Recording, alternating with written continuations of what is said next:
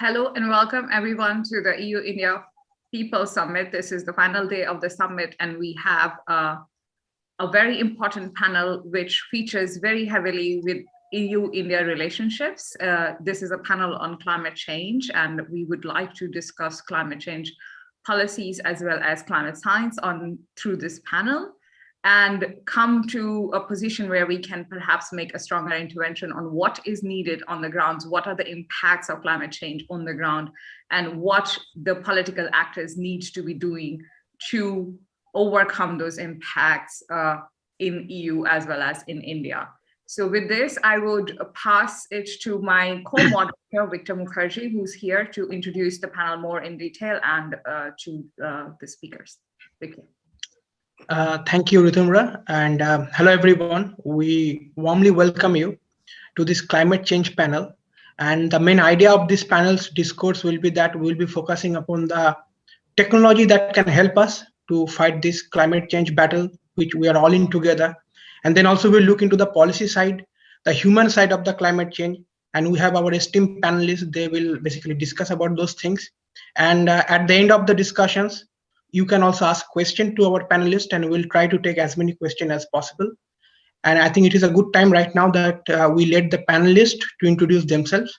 And I can start with probably Mariana. So Mariana, if you can tell us a bit about yourself to our viewers. Thank you. Thank you, Victor. Hello, everyone. It's my pleasure to be here today. My name is Mariana. I lived most of my life in Brazil. I graduated in chemical engineering.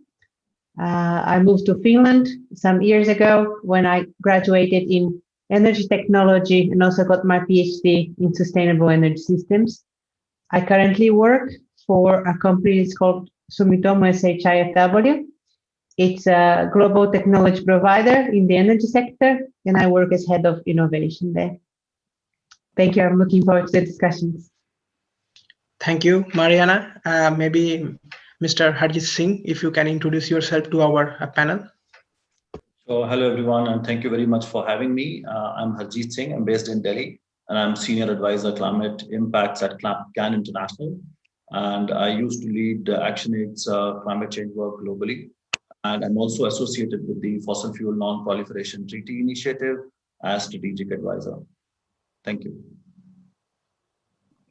Thank you, Mr. Singh. Professor Swain, if you can please introduce yourself to our viewers. Thank you. Thank you, Victor, and thank you, Ritumbra, for inviting me.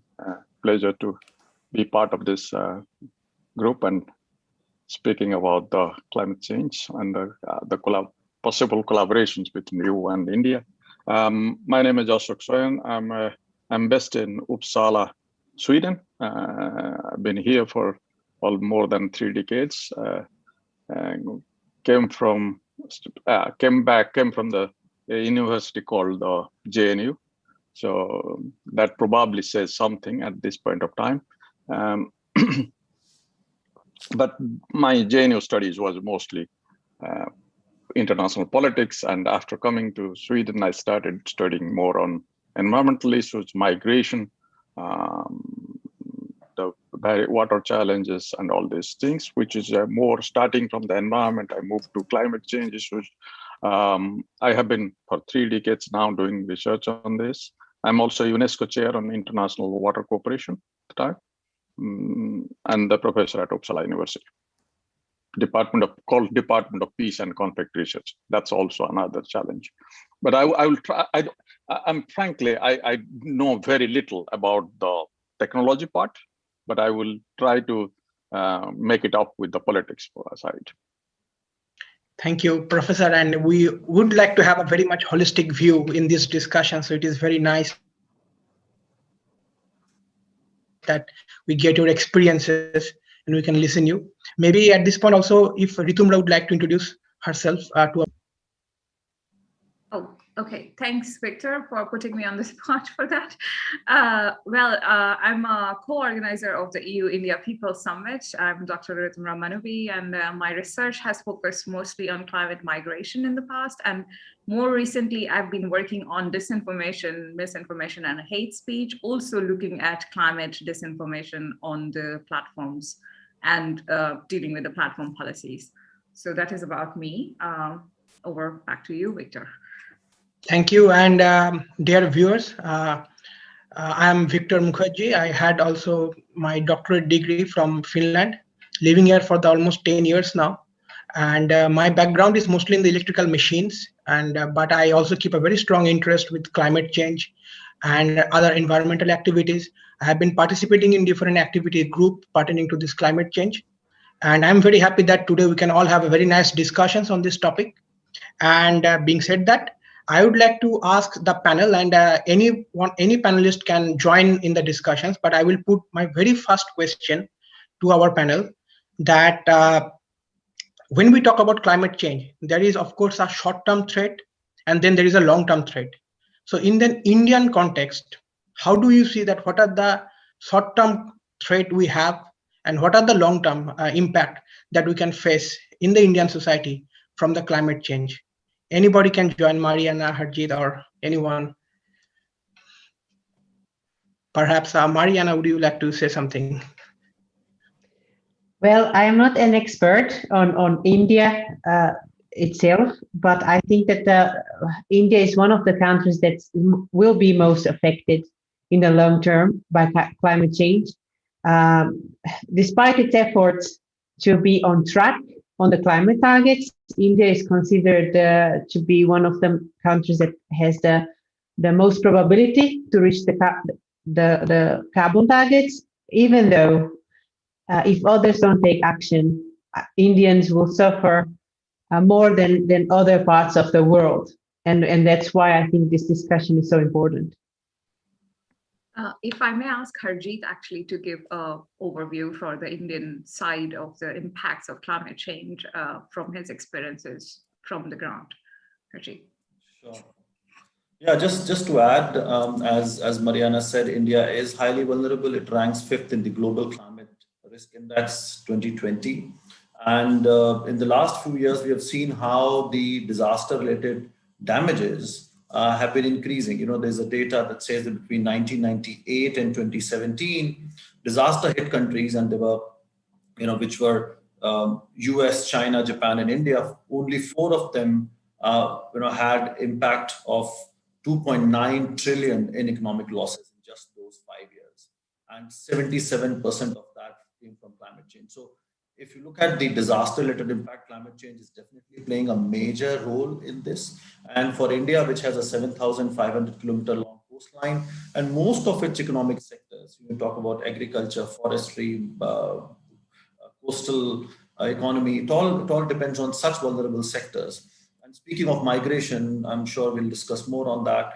ActionAid and Climate Action Network South Asia study did a modeling with the help of a professor, and we found that 45 million people are going to be on the move by 2050 if we continue with the same trajectory of emissions. And this is only related to slow onset events like loss of biodiversity and drought and sea level rise. We are not even talking about cyclones and floods. And there's not a huge amount of impact that's also happening in terms of sea level rise. Now, it has accelerated to 3.3 millimeter per year in the last 2.5 decades, which used to be just between 1 to 1.75 millimeter. So the sea level is now rising. And as I said, India has a 7,500 kilometer long coastline. There are also declining trends in snowfall, which has an impact on glaciers. Glaciers have been retreating.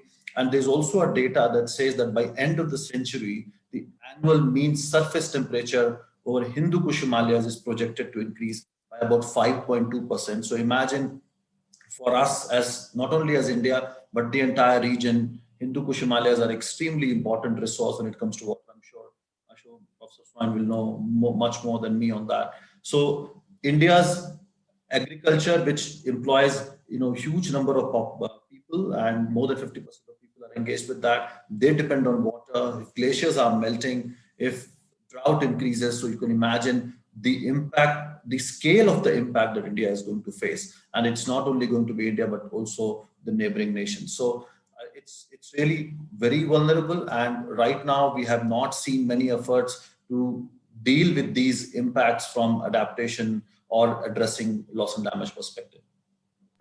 Thanks a lot, Harjeet. If I can ask Professor Ashok Swain to intervene over here, because you have in your work worked a lot on the water diplomacy as well as the large-scale population movement affected by the water itself. So please, Professor Swain.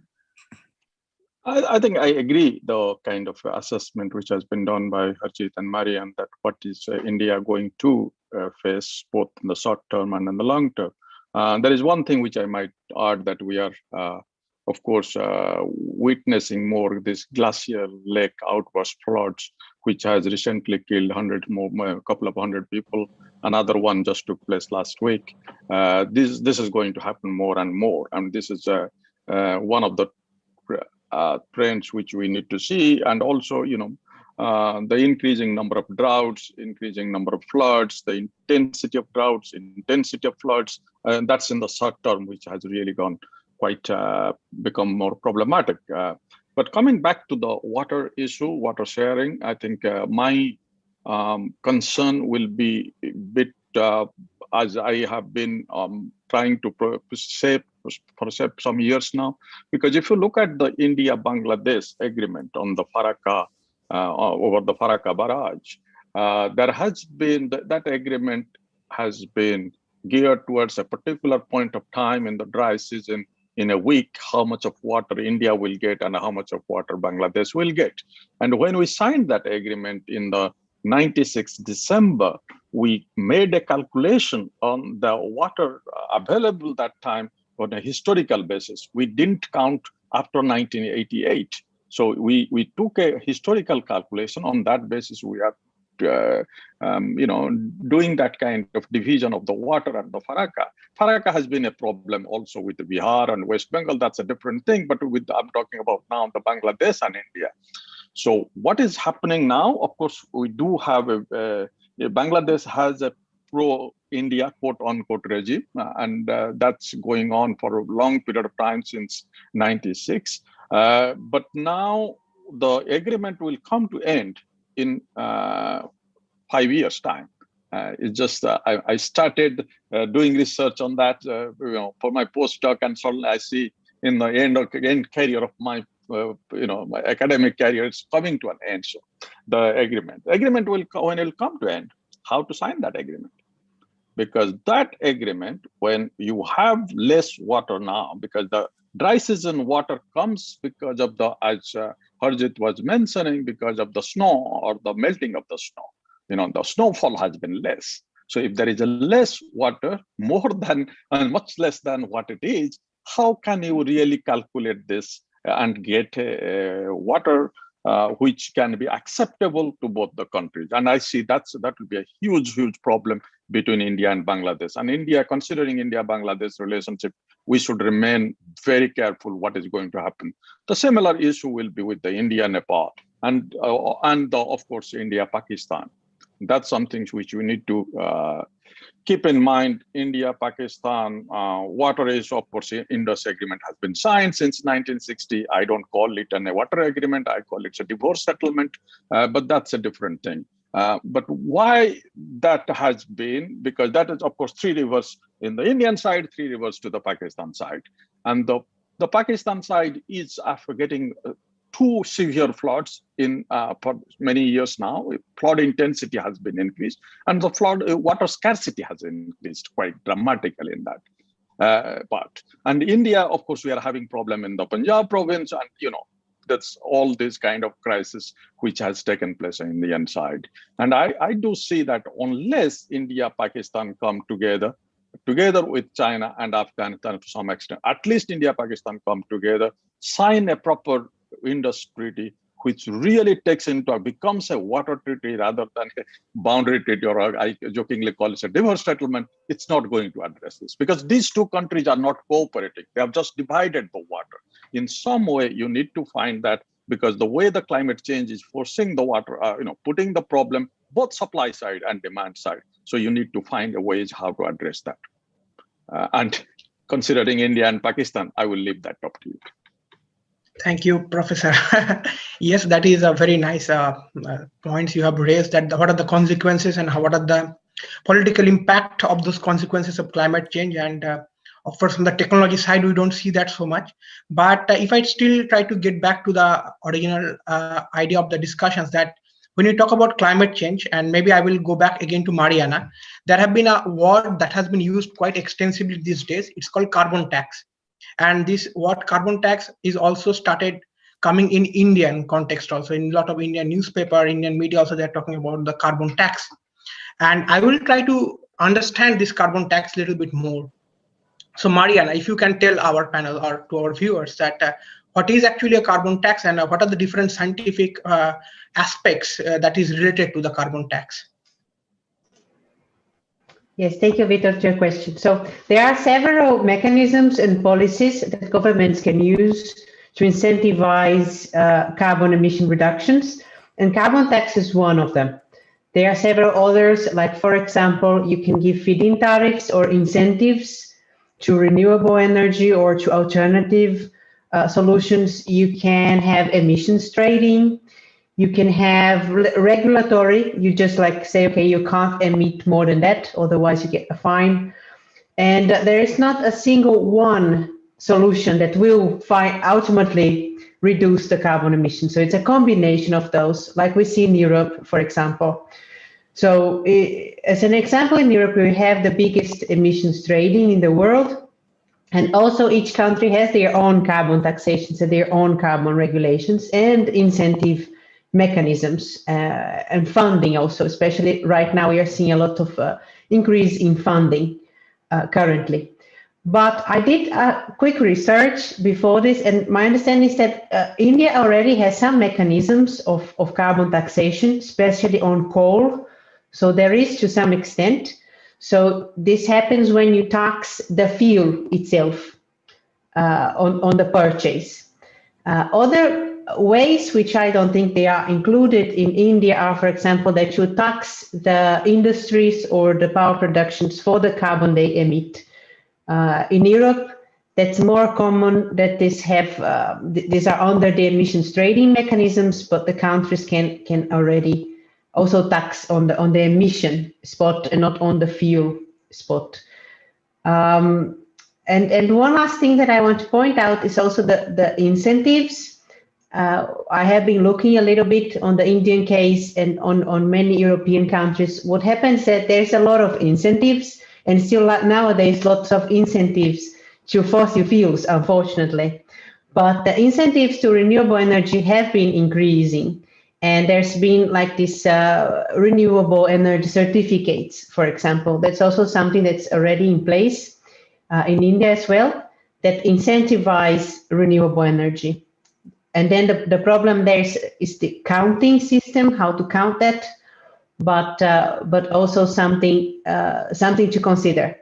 And ultimately, I come back to my initial point. The most important thing is to have a combination of those that is able to address the issues at the local, not just copying a model from somewhere else, but also be able to address the situation in the country. Thanks a lot, Mariana, for that reply. In fact, if I can put it out very clearly for all our panelists and as well as our audience, there's this two issues, one of mitigation, the other of adaptation. We have laid out that in Indian context, the adaptation is very necessary because the human value of climate change impact, as what Harjeet Singh and Ashok Swain previously said, is rather acute, rather huge, especially when it comes to climate migrations, climate adaptations, etc. And then there's this other aspect of mitigation as well as adapting to cleaner energies and cleaner methodologies and cleaner technologies, right? And this morning, when we started our conversation for this summit, we actually had Jacob Delunda, the MEP from the Green Party, conversing with us on exactly one of these premises. And the conversation was about how European Union has, and also UK for that matter, has used a sort of a leverage in telling India that, you know, reduce your emissions a little bit, come to a binding emission reduction target or something, because you have a massive human cost sitting at your home. And India has responded very positively to that by energy transition, which Victor has also seen in his previous panels that he moderated on energy transition. So coming back to the Indian side of the story, to Harjeet Singh, who has a very holistic view from the ground, I wanted to ask you, Harjeet, what is the policy implication for India going forward? Because we know that India has been performing pretty well, and congrats where congrats are due on energy transition issues, and there is a push towards technology transfer. But where is the factoring in of the human cost of misery or suffering, which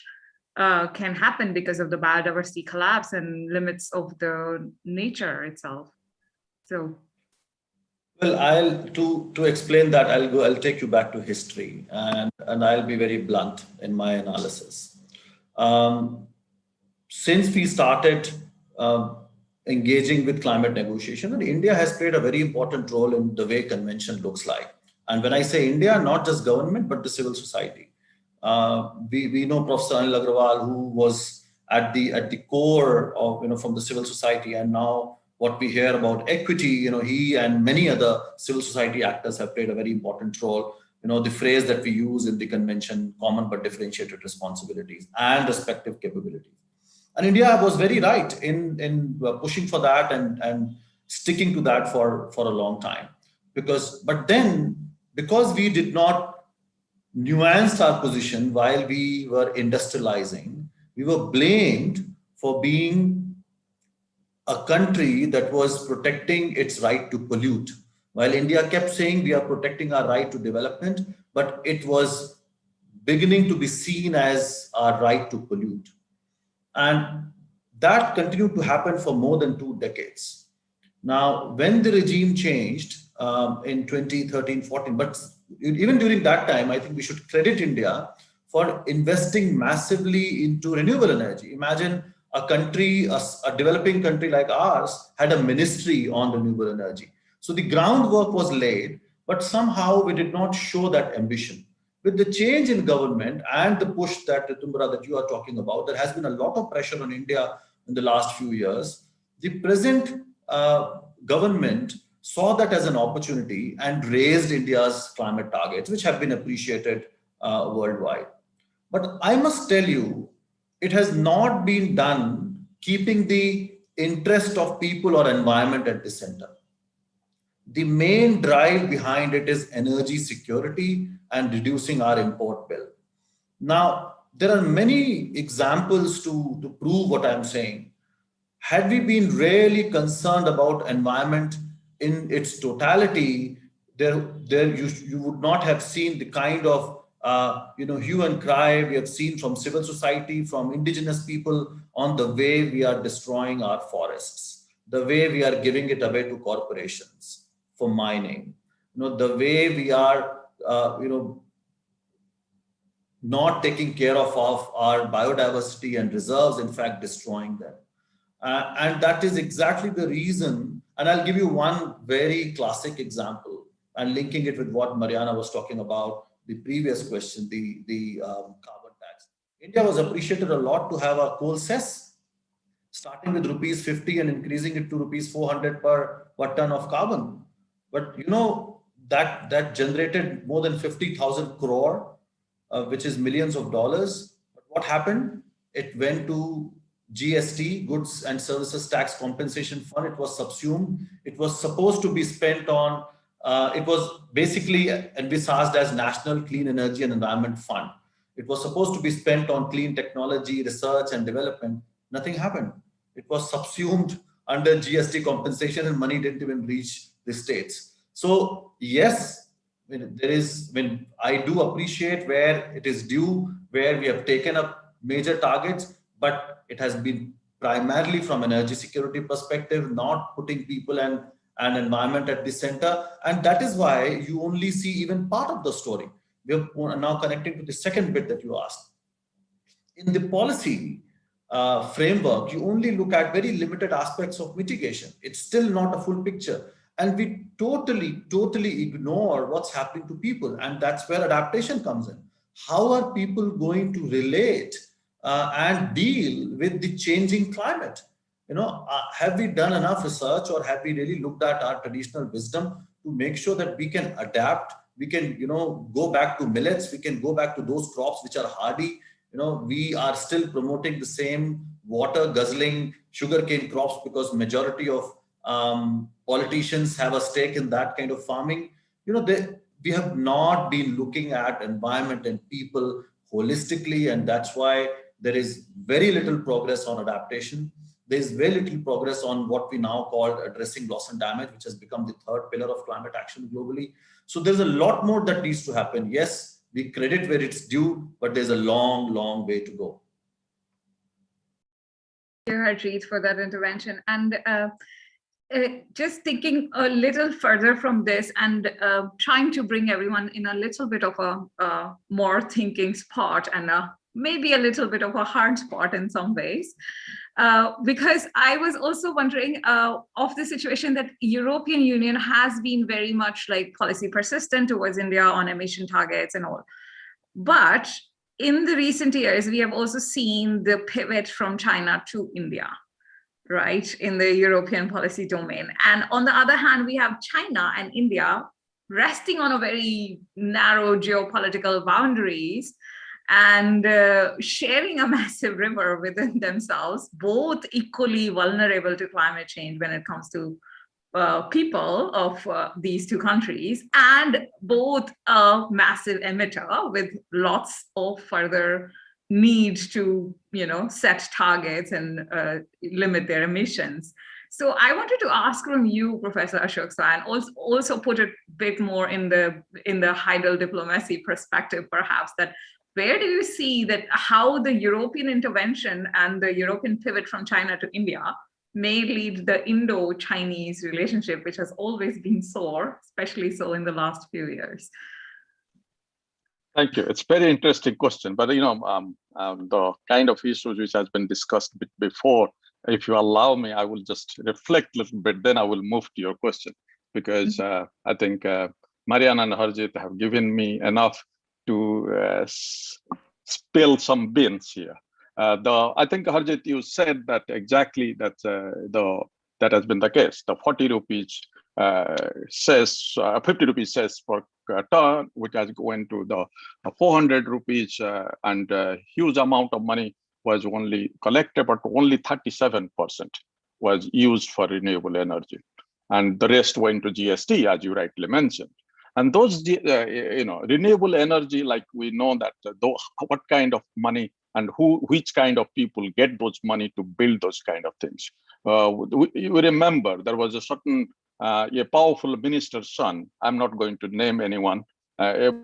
He made probably 50 times more profit in 1 year when from the one of the funding which was he received from one of this kind of what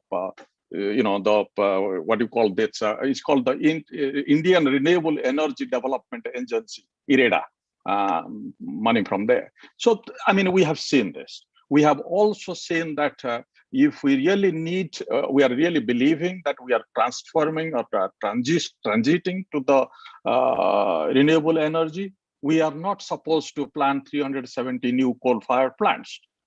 If we are really moving out of coal, we should not really go with our state bank and with taking an industrialist, which I have a different name for him, but taking to Australia and getting a bargain with and that has become a huge controversy even in Australia. Forget about, and probably the rest of the world. And we are really importing a huge amount of coal to India to do this because to support a particular person's company. So I think these are the things which needs to be told.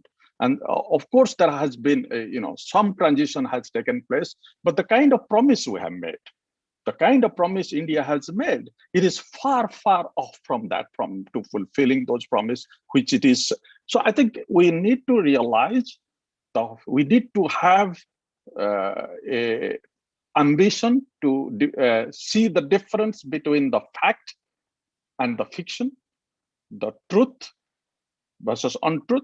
These are the things which you need. Some the claims are quite, fantastic claims are being made, but the claims, whether those claims are really implemented or not? These are the questions needs to be asked. And those things which, of course, there will be evaluations, and afterwards all these things will take place. But the question is, now you can possibly fool some people, those who really believe that what the state says is probably true, but it's not. And with the kind of way, I'm not saying that India was a perfect place for environmental protections ever, but India was moving in a right direction in that sense. Of course, with this, lots of ups and downs, we have seen how the things have been done in the past.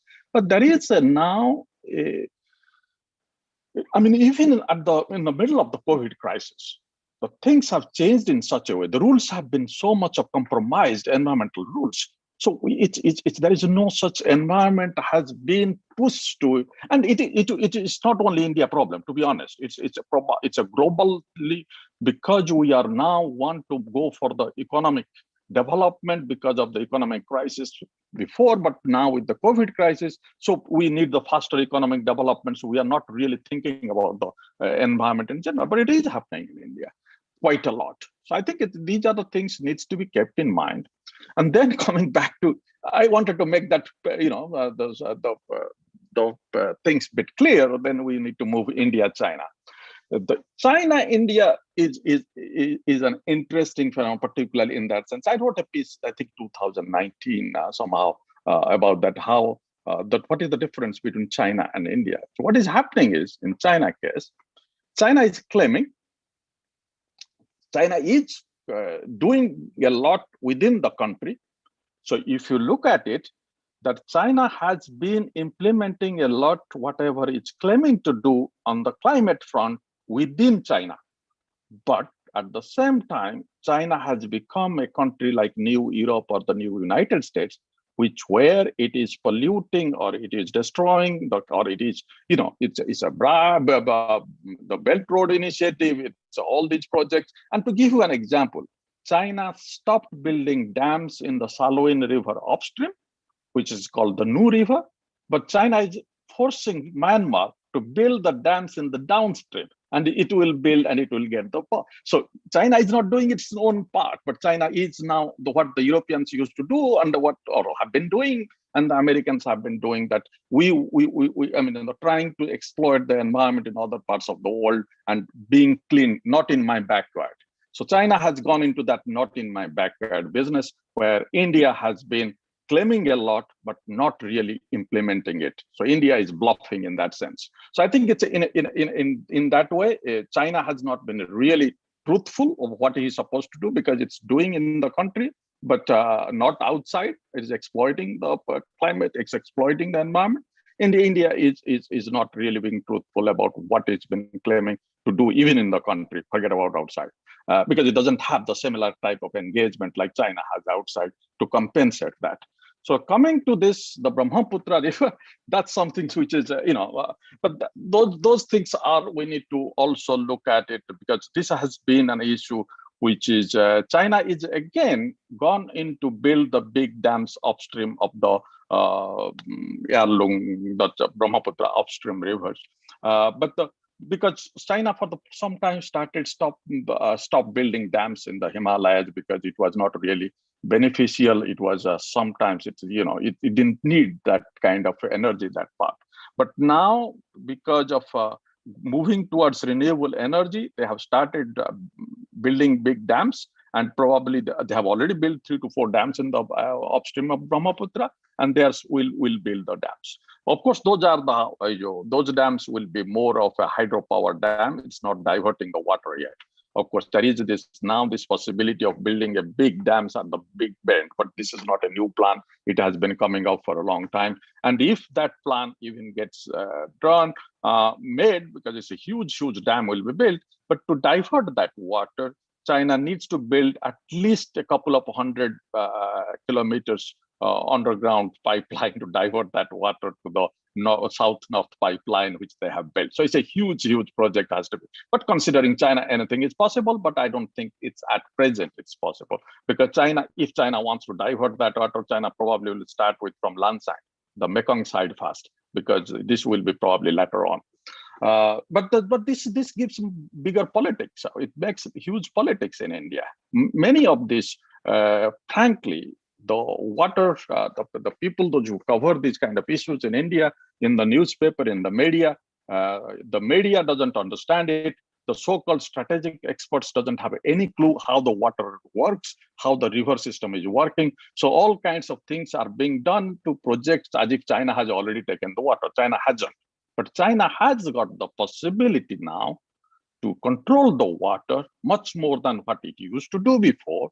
And because China-Pakistan axis coming closer, India will have a serious problem in its hand, because we know that when India started threatening to stop the Indus water, which will be a difficult case. I don't have time now to describe, but the Brahmaputra side, China said that we will have some issues there. Because China from Pakistan can come together. So to end my story, I would say that it is extremely important.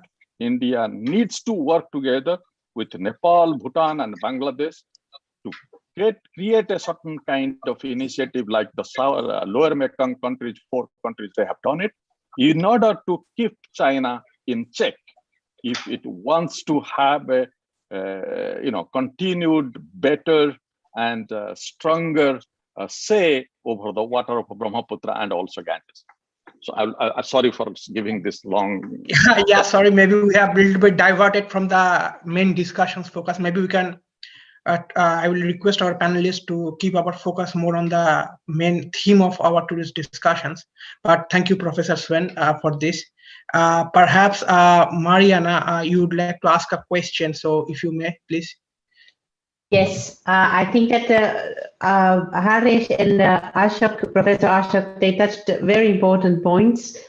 I think one central theme here for climate change is coal, and how India moves away from its dependency from coal. And then the second one is the oil imports. The bill is huge, and how to move away from that while decreasing the carbon emissions. And that leads to the bioenergy issue, because there is a huge potential of bioenergy for biogas, biomethane, biofuels for transport sector. But then that comes to the environmental problem behind it. Like, for example, Harish, you mentioned about the sugarcane, biogas, sugarcane, bioethanol. It's central to decarbonizing the transport sector, but it seems like that's not like a reasonable solution. And I would like if you can elaborate a little bit more on that. What's your view? And maybe I add another question for Harjit, because it is such an interesting point you have given.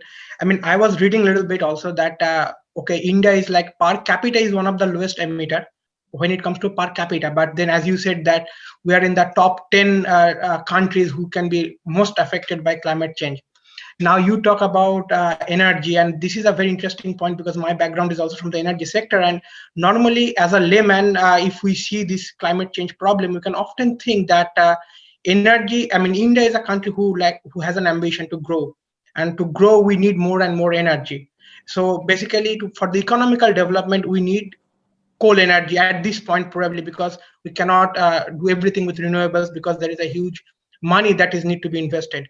But on the other side, there is a huge environmental issues, and often it is argued in every forum that they are basically contradicting ambitions. So environmental ambition and economical ambitions.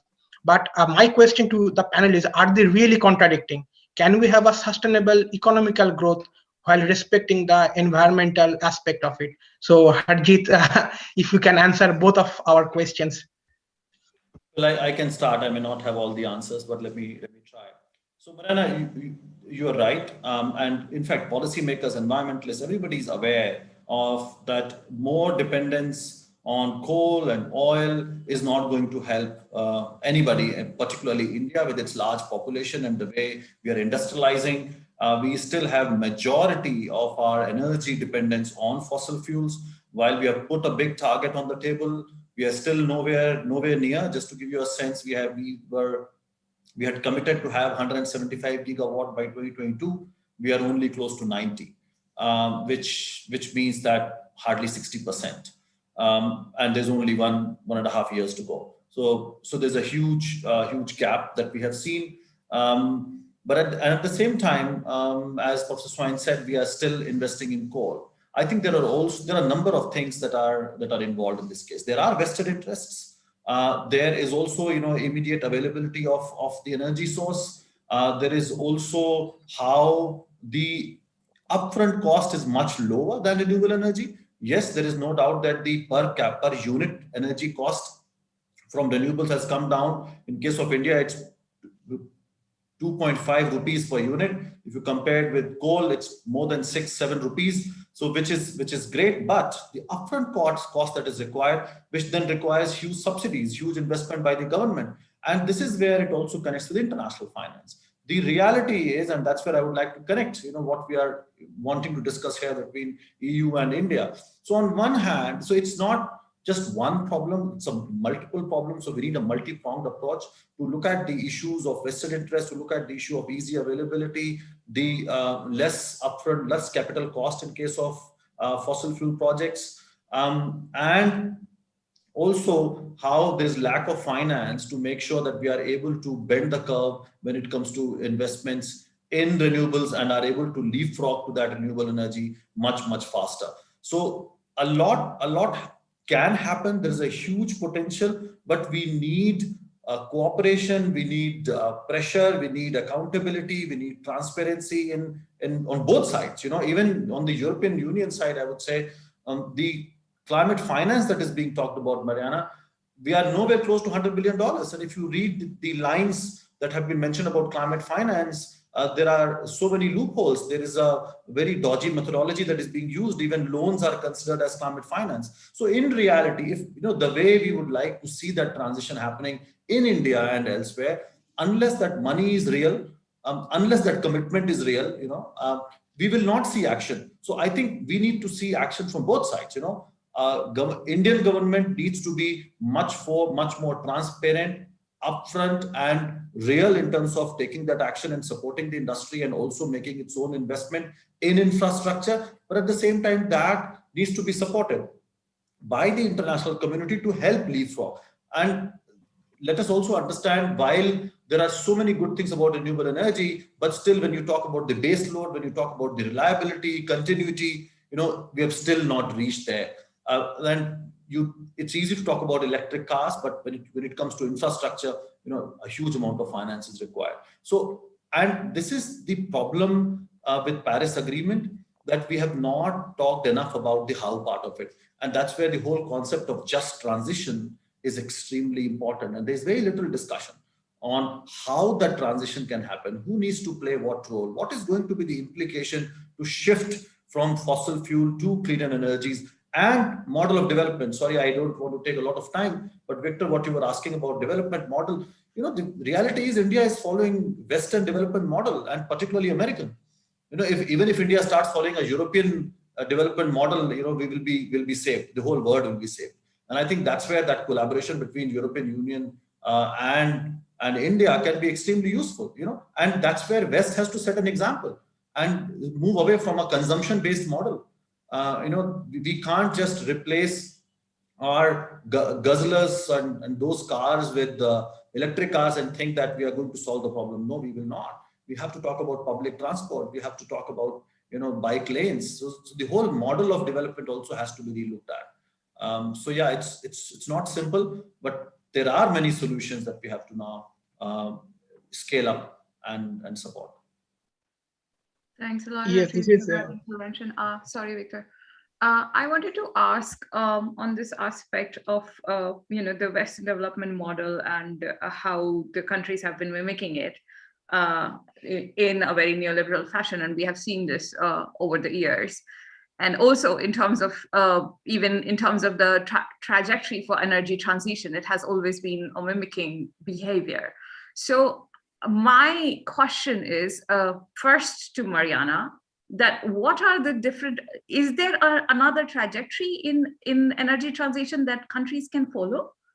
That is on the mitigation aspect, okay? So my second question is perhaps to Harjeet and Ashok, Professor Ashok, on the policy models or rather the adaptation and the mitigation policy models itself, that do we need to mimic there, or can there be another pathway there, or would we be compelled to mimic because of existing institutional systems which has been set in place since CC Secretariat and everything following thereafter? So yes, Mariana.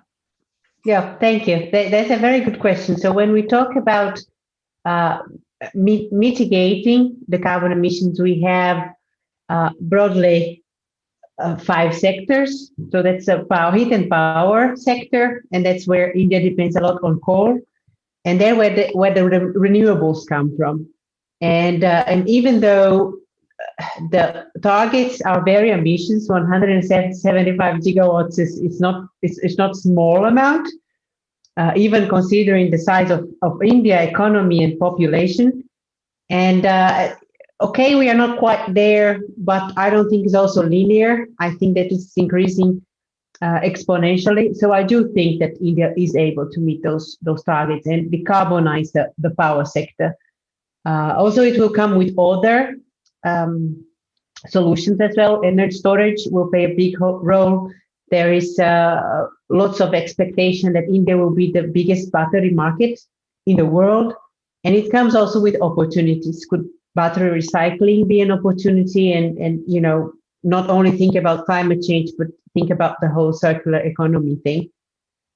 And then the second one is transport. That one is very tricky, because even if you replace all the cars by electric right now, if the electricity is produced heavily dependent on coal, then you still have the emissions in the end. And there are lots of alternatives also for the transport sector. In the Indian case, you could have biofuels like ethanol or biogas, biomethane. That's something that there's a high potential there from agriculture residues. And then it comes to the end that, like, whether these can be considered sustainable as well, because if you don't have sustainable biomass production or sugarcane production or rice production, then you end up with yet another problem. And then there comes the agriculture sector, which is a very tricky one, and I guess we will discuss further on this on the food production. But how to mitigate emissions there, for example, from fertilizer use and other kinds of emissions, which becomes difficult in the long term. And industry sector, I think that India has done an excellent work. It's also agreed that, for example, cement manufacturing in India is very efficient. So the standards are very high there, and replacing coal perhaps in the steel production, that might become the issue. There are possibilities in Europe now for the steel industry, for example. Everybody's looking into hydrogen, and there is also a huge potential of hydrogen for India. If you consider like very low amount of energy, cost of solar PV energy in India. And then to me, it only becomes a question mark of water, right? Because when we talk about hydrogen, renewable hydrogen, we are talking about water resources, converting water into energy. And in regions where there's already some energy distress or water distress, then is there a real solution? So my point being is that all these are connected, and they must be connected to the reality of the place and the people who live there.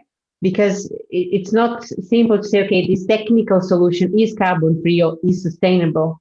It depends on the whole chain and how this is deployed on the location. If that answers to your question, I hope so. It does in some ways, Mariana, and thanks for this thing that it has to be a very locally driven solution, which is where exactly my point was, that do we have to follow the transition models that we have had in the past, or can we have locally driven solutions, which will mean perhaps a more proactive role on the policy side? So Harjeet, perhaps first you, and then Ashok. Yeah, I'll let Professor Swain come in because I have spoken a lot. So I'll let him come in, then I'll add my points. Really? I thought I have done it more. No, I mean, these are the real challenge of how to combine the developed world and its own politics, own domestic issues, and also its economy, as well as its commitment to the global climate change. I remember some years ago when I was doing a evaluation in Nepal, in the middle of nowhere, a forest person asked me that where we have got the pilot money because the pilot project was being done. So when the plane is landing, means when the real money coming, you see, because you have given this pilot money, but why not really big the money coming for this adaptation project? And I think that really made me think, what is this? I mean, are we really doing this kind of pilot things while really not able to invest the money which we have committed or which we have promised? And I think this is where there is a lack of political will, local politics, populism, you name it, what is affecting Europe, and also the North America, which we are seeing that this is where we have failed to do our part, which we should have done. Then coming to this question of, I think we need to look at in a way that which of course country like India or some kind of electoral democracy or whatever you want to, I'm not trying to get into those, but if those countries, the leaders, those who are selected or elected through elections, they have a 4 or 5 years of time frame. So they cannot really go for this long-term investment in a way which will be much more strategic investment in that sense, with the limited resources available at their hand, to think of really looking up the larger climate change wise steps to be taken. And we must also accept that it's India type countries or India like countries are having that kind of challenge, which countries like China probably will not have that kind of things, because China not only traditionally have been thinking of 100 years, but it's a political system, which of course we don't like it, but it allows it to have that kind of long-term kind of investment or planning to do. So that's something also we need to do, because I think it is also, I do see the policy change and the kind of neoliberalism which is being, I mean, this is what also part of the package which comes in, because we have to do this, because we have to show those kind of things. And this is not new, frankly. I mean, I'm as you know, as you might have noticed, I'm not a fan of any regime. But the thing is, if you look at it from before, these kind of bigger projects, all these kind of things at the cost of environment, because we have to show to the people, fool the people that we have brought these kind of mega projects or temples or whatever you call it, and then you vote for us. So this is what is happening or has happened. So I think it's education of the people is extremely important. We cannot just keep on blaming the rest of the world, whoever has already done it before, and now we have to do it. But when we'll die fast, because we don't have the possibility of that kind of adaptability, or we don't have that kind of margin to really address those issues. So I think it is, forget about who has done it. That you can discuss afterwards. That can you discuss in your leisure time. But it is important to particularly to put your considering being very selfish. Those kind of global thing, reading Sanskrit slokas in the Security Council meetings, that I don't see any meaning at all. I think it's the most important thing is to look at your own security, look at your own well-being, look at your own future, invest in the kind of issues which you think you can possibly able to pass through if this crisis really becomes real, which looks like will be real and has been real. Thank you. Thanks a lot, Professor Thank Ashok. Yes, Harjeet, I have a question. Sorry, Richard, one moment. If Harjeet, Yeah. I may interject over here, and I wanted to connect it to like the very first session that we had, and Alvina Almatsa was there in the session, and she said that a lot of things in the world, also in climate change, has become a box ticking exercise, which kind of also brings me back to the same thing, that are we following the same trajectory? Are we using the same energy transition pathways? And what Professor Ashok Swain said, that, do we have to follow that, or do we have to look from our own local resources, whether we can adapt or whether we are capable of adapting with the amount of technology we have? So how do you see that unfolding in the Indian scenario, and in the from the grassroots, from the bottom up system? So, like, because you're there in India, you have been involved in the climate negotiations all this while. So yes. Yeah. So from the policy side, I don't think it has to be black and white. If we have a good model in the West, we should not hesitate in copying and learning from it and modifying and making it contextual for our own gain. We should not be shy of that. But at the same time, because we are a different country, which is in a different geoecology and many geoclimatic zones, so we have to develop our own solutions and our own policies and our own development model. Be it agriculture, be it energy, be it transport, be it health. Look at what we are suffering right now. And circular economy. We have always been circular economy, and the rest who taught us to use and throw economic model, and they are now coming back to us and saying, we will teach you what is circular economy. My daughter tells me that one day you are a carpenter, another day you are a plumber. I come from a small town. I have always learned it, and I do it almost every day. So, we have been a circular and repair economy all the time. We need to recognize who we are, what our culture is. And I agree with Professor Swain, not go and profess and tell the world, rather practice it, right? Who we are. I think we had a very rich heritage, and by just talking about it and not doing, really, in fact, does more disservice to our culture than getting it a limelight. So I think it's really important for us to develop our own policies, and we can do it. And again, even this government. Just to give you an example, we moved from incandescent bulbs to LED with a very short period on CFL, which is great. The energy of Bureau efficiency has done a great job in doing that. So there are examples where it can be done, irrespective of government. For me, if there is a department that has acted in the interest of environment and people, we should appreciate that. And so that can be done when technologies are available. And that bureau had put in a lot of thinking to make that happen. The 5-star rating that we now see on all our consumer electronic goods, which has actually raised people's consciousness about how to use energy. So there are some good examples, but really it's a baby step. And I agree to Professor Swain to a large extent that we need to put our house in order, while also adding that the global aspect is important, because climate crisis has been caused by industrialization in the past and 150 to 200 years. So we cannot ignore that, and the international finance is important. But at the same time, I totally agree. We have to put our policy framework in place. We have to make sure that we are doing what we are saying, encouraging industry, encouraging citizens. So really acting on what we are saying, that is really important. Thanks a lot, Harjeet. Victor, do you have a final question? Because I'm going to be mindful of the time as we have another panel.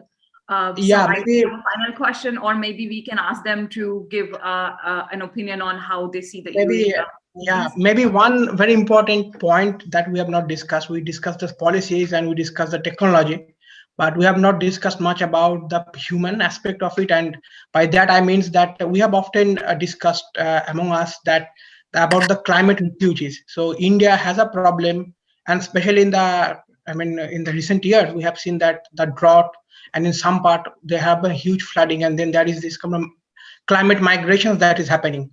So how do you see that, how India is going to tackle this kind of a climate migrations, and what kind of an European experiences, or as you have discussed now, that we can take from European side to actually handle this kind of a climate migrations, so that we can improve the quality of life to the people who are suffering at the very grassroots level. So that's where we are going to tackle this problem.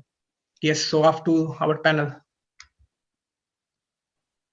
You have to build a cat. Perhaps. Who will go? Yes, indeed. Well, okay, can I? Sure, no, please, Harjit. No, please go ahead. Okay, because I think it's a topic which is of my special interest. That's why I was a bit provoked to say this, because climate refugee is an issue. Of course, it will be an extremely serious thing, but of course we need to look at it in a perspective. It's not new. It has been. I brought out a book in 1996. Probably that time some of you were not born, but also probably but that is the time when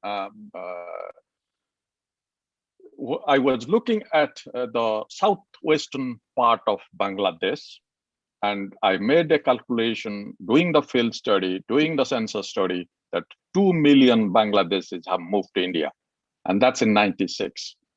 No one, I mean, of course, Indians didn't like part of my study, Bangladesh didn't like part of my study, but my job is not to make anyone happy.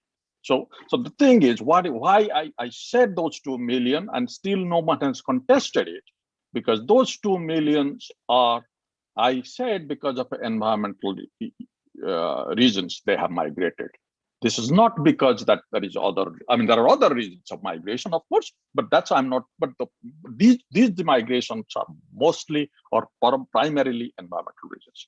So it's the environmental migration is being looked at as a climate migration in different form, because the sea level rise will add to it, but there are other things also, you probably will get it. And that has happened from Bangladesh to India, from India to Nepal, Nepal to India, you just name it. I mean, within states, we have seen it much more than what it is. So now the environmental migration is being named as a climate migration with certain additions. So I think we also have to realize that this is something not new happening, but why this will lead to conflict. I did a study for the UN in 2019, UN DESA, upon this climate migration. Those are all kinds of, that some people have said in the globally, it will be 50 million to 1 billion people will migrate. I mean, those kind of figures, of course, once you see it, and you are a researcher, or you are even as a little bit of mind, you think that these people have, I mean, what kind of 50 million to 1 billion, what sort of number is this?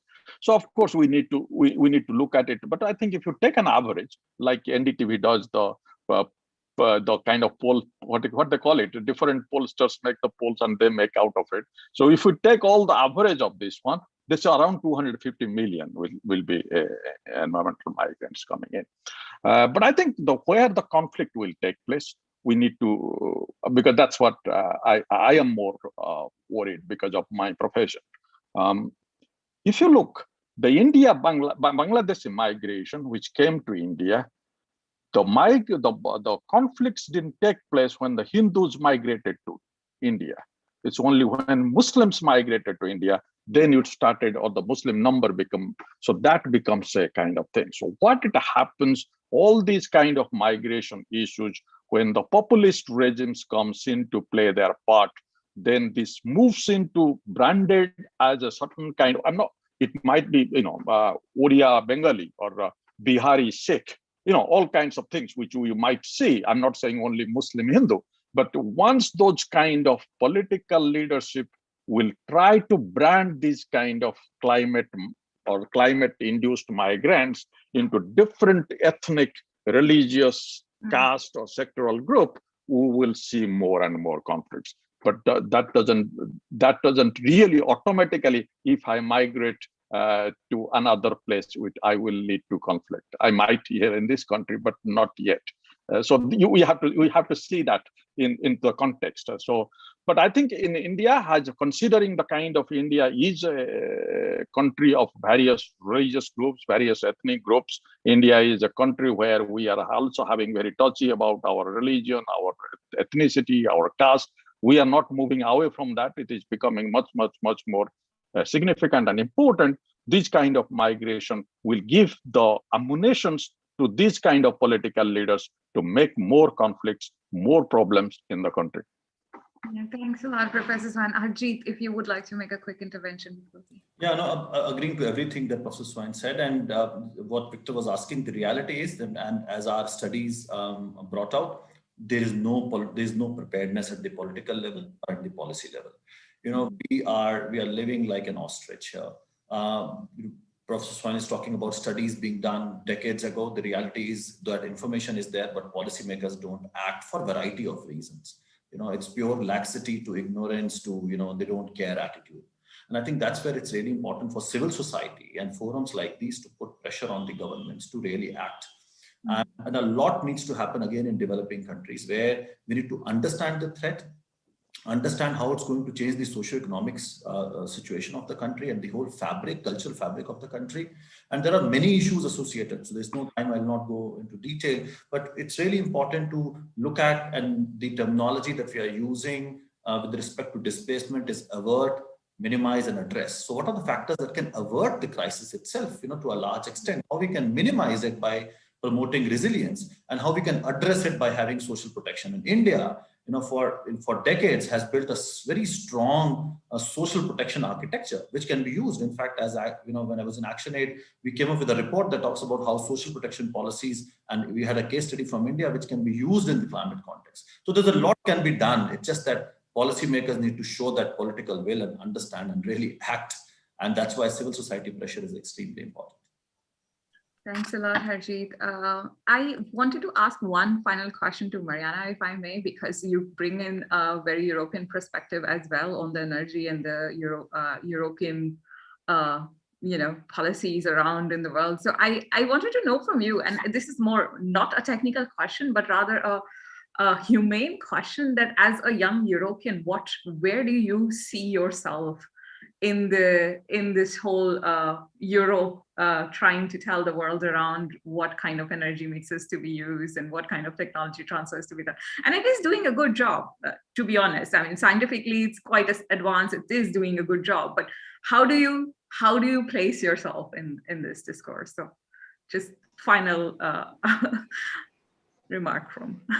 Yes, thank you. Thank you for the question. I have lived in many countries, including developing countries. I live most of my life in Brazil as well, so I do think I have some views on that. I think we come to a point where climate change is a long process. It didn't happen today, and I think that developed economies, they had their chance to develop, and I think it's very hard just to point fingers here and see like who should do what. From the technology point of view, what I see is that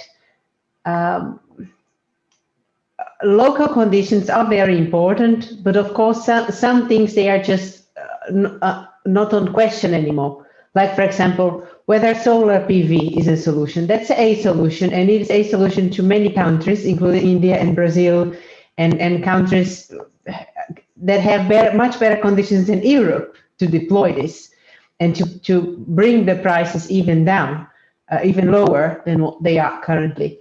But I do think that we shall not forget in any moment what are the local people going through, and how do they live their lives, and expect that everyone live the same way around the globe. That's just not fair.